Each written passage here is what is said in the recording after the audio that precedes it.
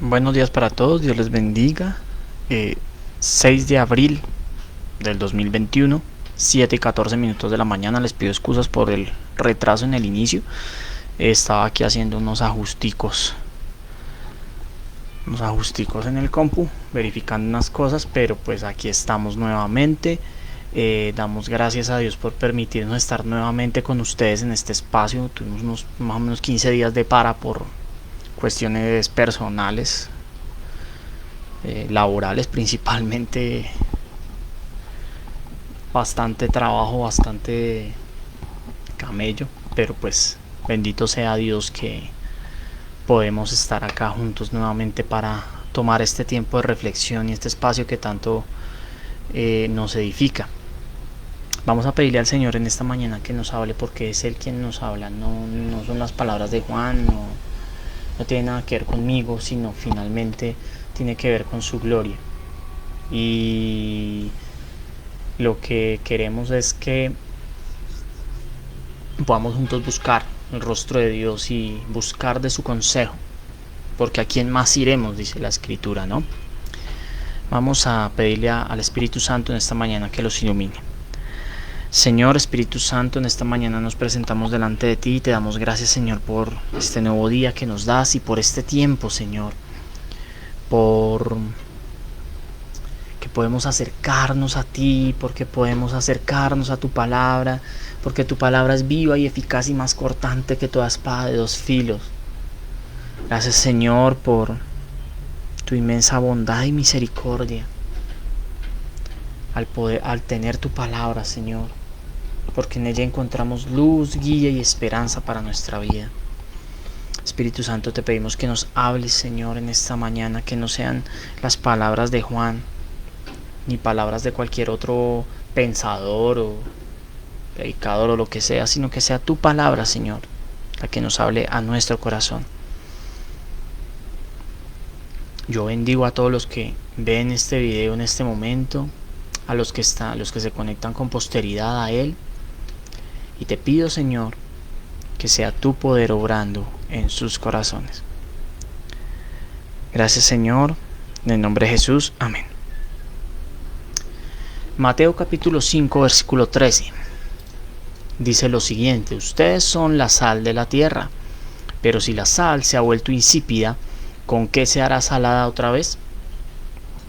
Ya no sirve para nada, sino para ser echada afuera y pisoteada por los hombres.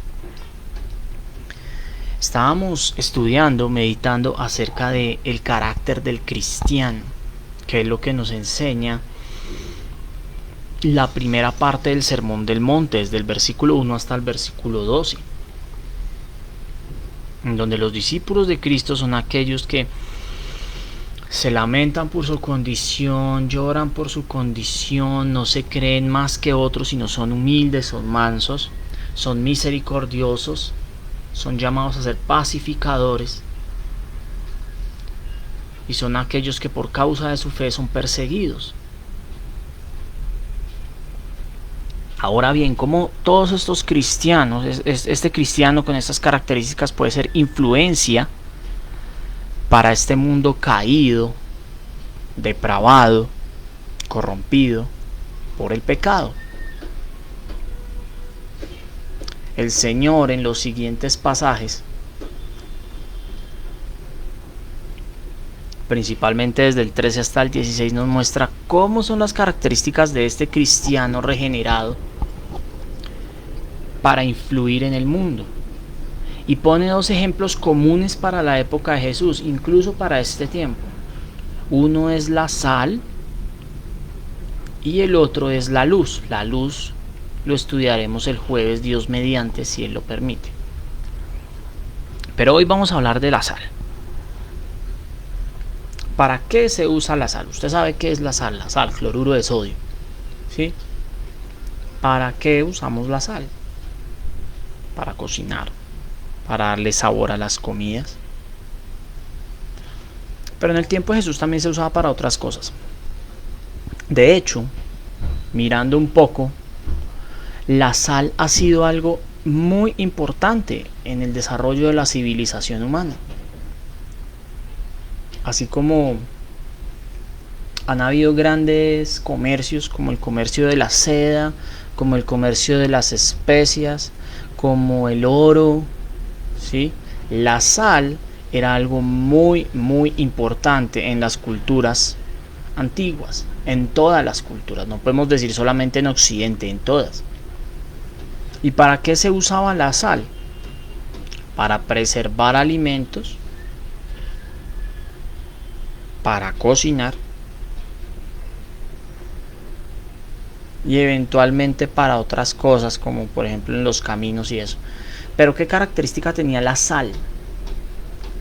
Sobre todo en los tiempos antiguos, que pues en esta época nosotros nos llega la sal refinada, que la sacan bien sea del mar o de una mina, y se le hace todo el proceso para quitarle las impurezas asociadas a ella, porque la sal no viene nunca sola.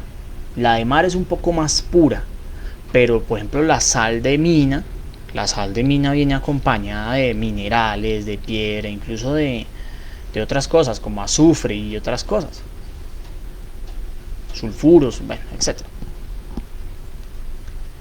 Entonces la sal que nosotros compramos en la tienda es una sal que ya está refinadísima, limpiecita, no es más que cloruro de sodio.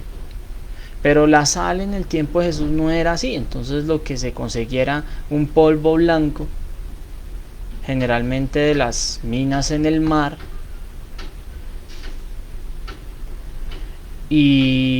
o cerca del Mar Muerto, por ejemplo, que es rico en sales, pero pues que no era sal pura, era un polvo que tenía muchas cosas. Entonces ellos sacaban la sal porque pues la sal es un elemento muy soluble, entonces lo que se disolvía más rápido era la sal común. Entonces así era como utilizaban la sal, y pues la podían extraer para poder hacer sus cocinas, sus cocinadas, sus platos, y también para preservación. Y póngale mucha atención a eso, a preservación. Para ponerles un ejemplo sencillo, un ejemplo colombiano, el pescado seco, que acabamos de pasar temporada de pescado seco. El pescado seco no es otra cosa que coger y poner el pescado que se utiliza, sea bagre o sea otro, en salmuera.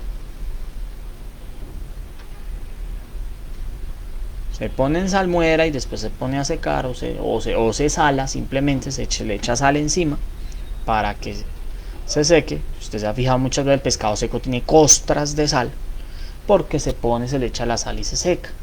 Pero eso hace que la carne se conserve, se preserve durante mucho tiempo. Y así era como hacían y hacen para conservar carnes. Las carnes secas, todo eso es con sal. La sal sirve para preservar, y también para preservar de la putrefacción. Toda carne que es, digamos, cortada, o sea, que sufre que una vez ha sido el animal muerto, pues entra en un proceso de descomposición. Por eso la carne se refrigera. Porque cuando ya la sangre no fluye, cuando ya la vitalidad no fluye, pues empieza a descomponerse, las bacterias entran y empiezan a trabajar. La sal, como en esa época no había neveras, pues la sal era un elemento primordial y esencial para preservar las carnes, para la preservación de ese tipo de comidas, para que las bacterias no la pudrieran, sino que pudieran tener carne para consumo. Entonces, con esto en mente, ¿cuál es la función de los cristianos siendo sal? Cuando Jesús dice, ustedes son la sal de la tierra, está básicamente diciendo, ustedes son los principales agentes de restricción del pecado del mundo. ¿Cómo así? Pues muy fácil, porque la iglesia es la que proclama el evangelio de Cristo y la que confronta al mundo con su pecado a través de la proclamación del evangelio. ¿Sí?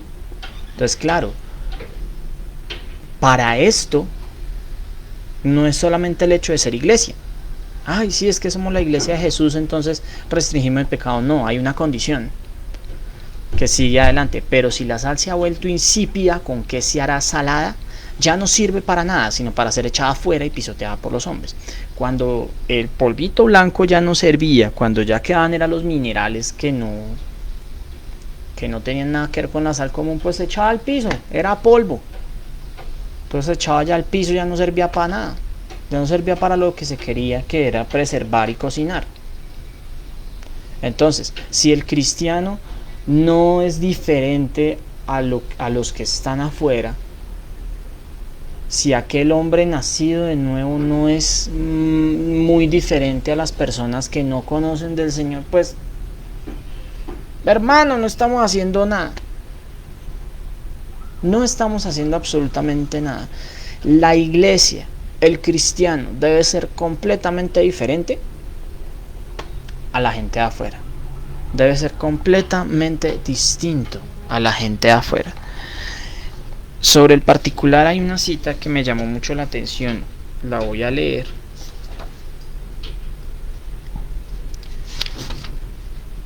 La tenía aquí.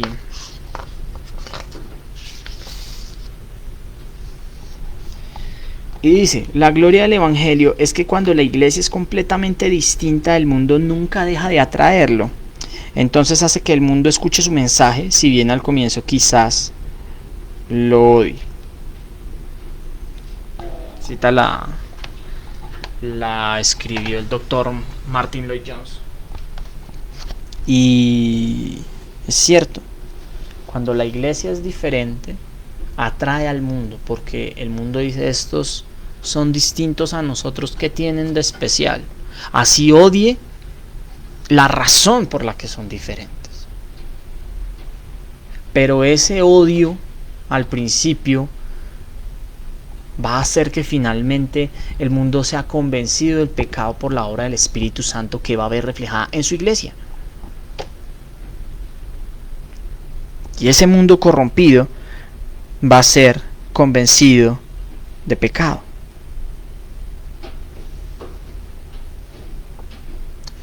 Dios ha puesto muchas cosas para restringir la maldad en medio de su gracia común. Por eso tenemos las autoridades, la justicia terrenal, aún las conciencias de las personas.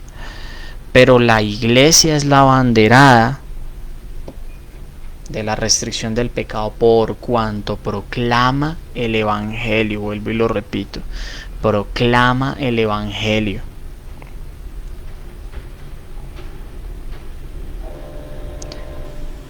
Dentro de esta sociedad pecadora, los mayores restrictores son aquellos que han creído en el Evangelio, los regenerados, los hijos de Dios, porque con su vida y su proclamación pública de la obra de Jesús confrontan a un mundo maligno, a un mundo perverso, y hacen que la maldad sea contenida. Por eso los cristianos son llamados la sal de la tierra. Pidámosle al Señor que podamos ser sal en medio de nuestra comunidad, en medio de nuestra familia, en medio de esta sociedad corrupta. Que seamos sal para restringir la maldad, para que la maldad no se extienda, sino para que se extienda el Evangelio y muchos crean en la obra de Dios, en la misericordia de Dios, que ha venido a traer salvación a los hombres,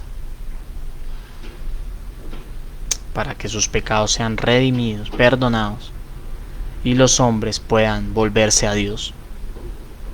Dios les bendiga, queridos amigos, queridos hermanos. Dios los guarde, con el favor del Señor nos encontramos este jueves y seguimos continuando, seguimos con el estudio del Sermón del Monte. Un abrazo para todos, bendiciones.